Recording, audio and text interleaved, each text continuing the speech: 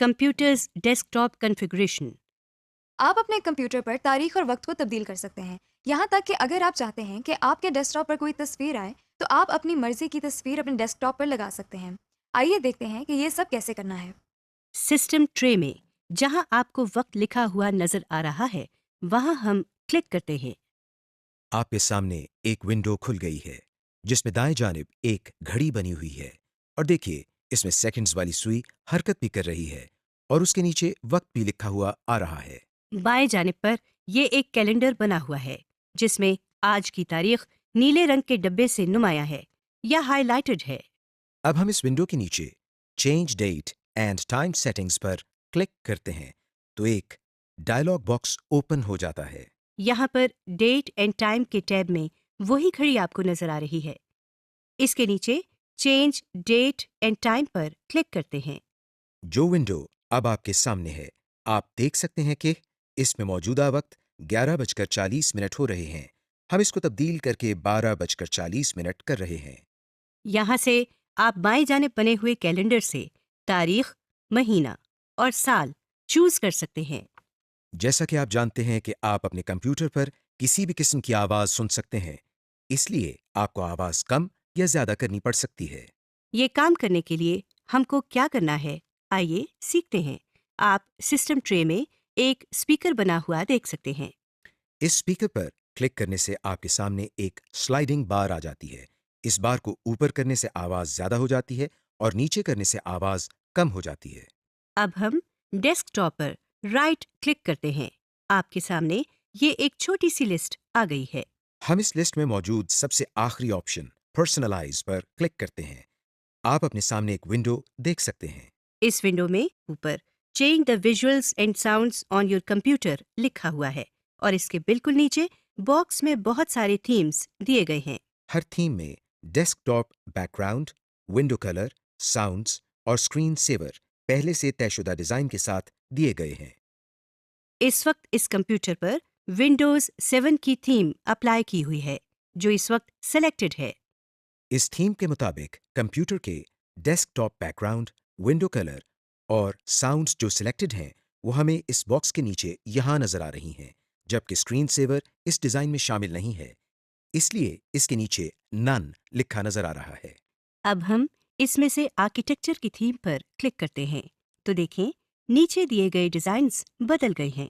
इसके अलावा अगर इस विंडो को मिनिमाइज करें तो देखें इस कंप्यूटर के डेस्कटॉप पर लगी हुई तस्वीर बदल गई है।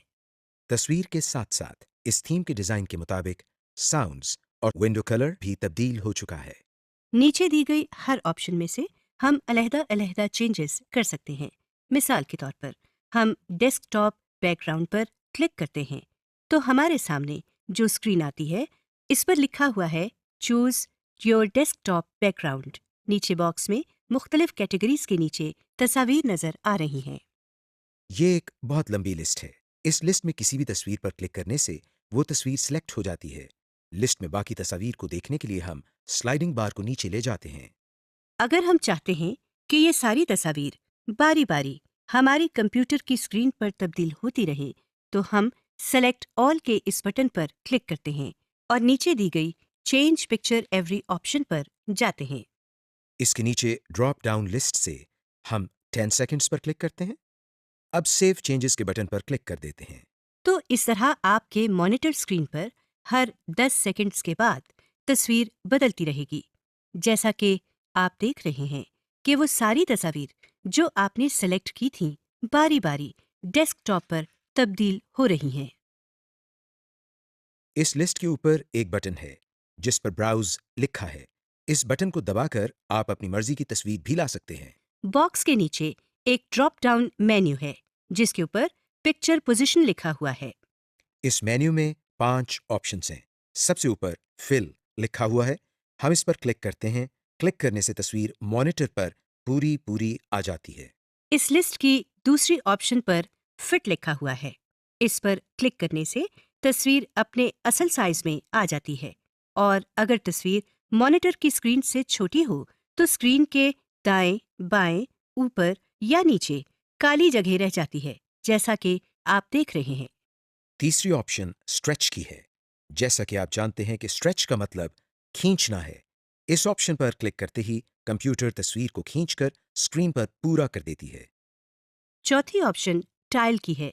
इस पर क्लिक करने से पिक्चर अगर छोटी हो तो कंप्यूटर उसी साइज की तस्वीरों से मॉनिटर की स्क्रीन भर देता है। पांचवी और आखिरी ऑप्शन सेंटर की है। इसका मतलब यह है कि इस ऑप्शन के तहत तस्वीर मॉनिटर की स्क्रीन के दरमियान में आ जाएगी और अगर तस्वीर छोटी हो तो मॉनिटर की स्क्रीन का कुछ हिस्सा खाली होने की वजह से ब्लैक नजर आएगा। फिलहाल हम पहली ऑप्शन फिल को सिलेक्ट करते हैं और सेव चेंजेस के बटन को प्रेस कर देते हैं। हमारे सामने फिर वही पहले वाली विंडो है। डेस्कटॉप बैकग्राउंड से अगली ऑप्शन विंडो कलर की है, जो इस वक्त स्काई सिलेक्टेड है, जैसा कि आप देख रहे हैं। विंडो कलर दरअसल जो भी विंडो आप ओपन करते हैं उसकी टाइटल बार और स्क्रीन की बॉर्डर्स का कलर है। इसके अलावा स्टार्ट मेन्यू और टास्क बार का कलर भी वही होगा जो विंडो के बॉर्डर्स का होगा। हम इस पर क्लिक कर रहे हैं तो नई विंडो हमारे सामने आ गई है। इसमें हम देख रहे हैं कि मुख्तलिफ कलर कॉम्बिनेशन दी गई हैं। हम यहाँ से चॉकलेट कलर पर क्लिक करते हैं तो देखें स्टार्ट मेन्यू, विंडो और टास्क बार का कलर तब्दील होकर चॉकलेट कलर हो गया है। इसके नीचे एनेबल ट्रांसपेरेंसी की ऑप्शन है। इसके साथ बने हुए डब्बे पर क्लिक करने से टास्क बार, विंडो बॉर्डर्स और स्टार्ट मेन्यू ट्रांसपेरेंट हो जाते हैं, जैसा कि आप देख रहे हैं। यानी इनके पीछे जो भी आइटम या विंडो होगी वो भी किसी हद तक नजर आने लगती है। इस ट्रांसपेरेंसी को कम या ज्यादा भी किया जा सकता है, जैसा कि हम कलर इंटेंसिटी के सामने इस बार को माउस की मदद से कम और ज्यादा कर रहे हैं। इसके मजीद नीचे आप देखें शो कलर मिक्सर की ऑप्शन है। इसके साथ बने हुए इस एरो पर क्लिक करने से हमारे सामने 3 स्लाइडिंग बार्स आ जाती हैं। यहाँ से हम अपनी मर्जी से स्टार्ट मेन्यू, विंडो और टास्क बार का कलर बना सकते हैं। फिलहाल हम सेव चेंजेस पर क्लिक करके वापस पहले वाली विंडो पर आ जाते हैं। इस विंडो में हमारे सामने अगली ऑप्शन साउंड की है। इस वक्त इसके नीचे डिफॉल्ट विंडोज लिखा हुआ है। इस पर क्लिक करने से हमारे सामने साउंड का डायलॉग बॉक्स खुल गया है। नीचे दी गई टैब्स में से साउंड की टैब में मुख्तलिफ साउंड स्कीम्स दी गई हैं। साउंड स्कीम्स से मुराद ये है कि जब कंप्यूटर स्टार्ट हो रहा होता है या जब हम कंप्यूटर में मुख्तलिफ काम कर रहे होते हैं तो बाज़ मौक़े पर हमें कंप्यूटर से आवाज़ें सुनाई देती हैं। साउंड स्कीम के नीचे दिए गए इस ड्रॉप डाउन मेन्यू से हम आफ्टरनून की स्कीम को सेलेक्ट करते हैं। इस स्कीम के तहत नीचे प्रोग्राम इवेंट्स में हम देख सकते हैं कि मुख्तलिफ इवेंट्स पर किस तरह की साउंड हमें सुनाई देगी। हम देख सकते हैं कि जिन इवेंट्स के साथ स्पीकर का निशान बना हुआ है उनके करने से वही साउंड आएगी और जिनके साथ स्पीकर का निशान नहीं बना हुआ उसके साथ हम अपनी मर्जी से यहाँ से कोई साउंड सेलेक्ट कर सकते हैं।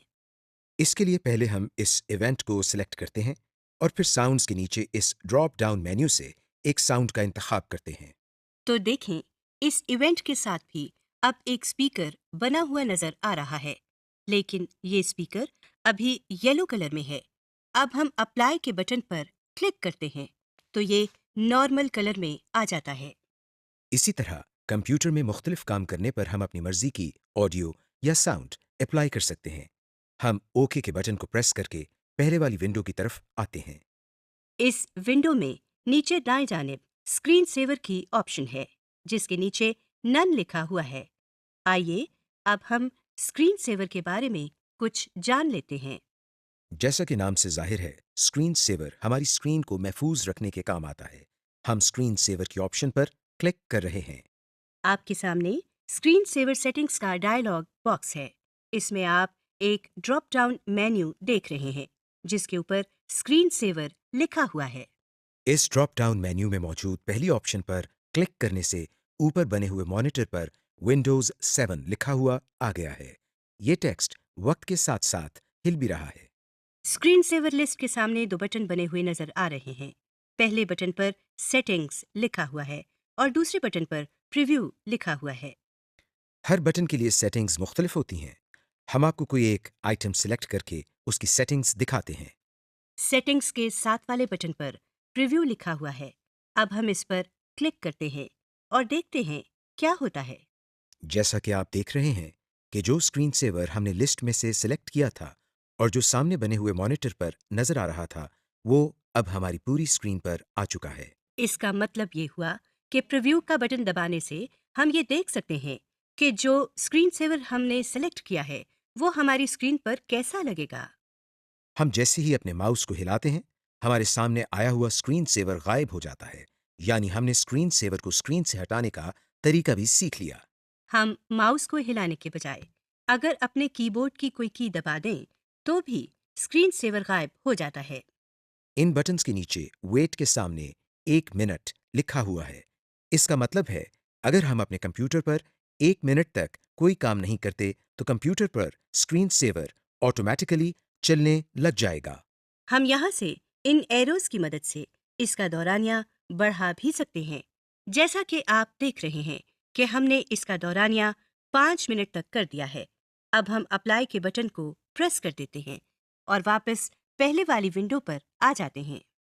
इस विंडो के बाएं तरफ एक पैन नजर आ रही है जिसमें मजीद ऑप्शंस दी गई हैं। आप इनमें से हर एक पर क्लिक करके मजीद एक्सप्लोर कर सकते हैं। फिलहाल हम डिस्प्ले के ऑप्शन पर क्लिक करते हैं।